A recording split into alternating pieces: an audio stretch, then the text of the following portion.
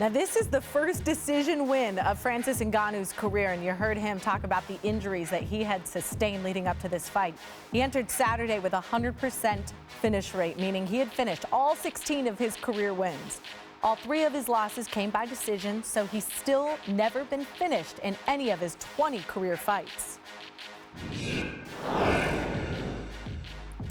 It's now time for AB and DC. I love when this happens. We now welcome in the champ, former UFC light heavyweight and heavyweight champion Daniel Cormier. Thanks for hanging out.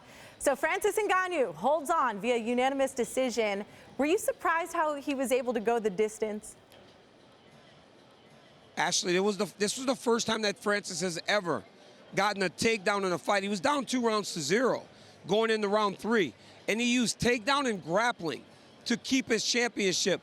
No one in the world. Francis winning by decision was plus 1,200 at the sports books. This was not expected, but Francis Ngannou showed his evolution. And also, it showed that Ciryl Gane, for as good as he is only 10-0, and really made a fight IQ mistake that ultimately cost him the championship.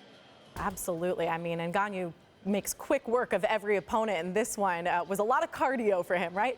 Okay, so it's interesting because I know Yeah. Ngannou has this contract situation. So now he extends this contract. What happens now? Who do you expect him to face if he even fights again in this contract? You know, tonight was the last fight on this contract, but there is a champions clause in the UFC's contract. So you got to imagine that there's going to be time for them to try to work through the situation with Francis Ngannou.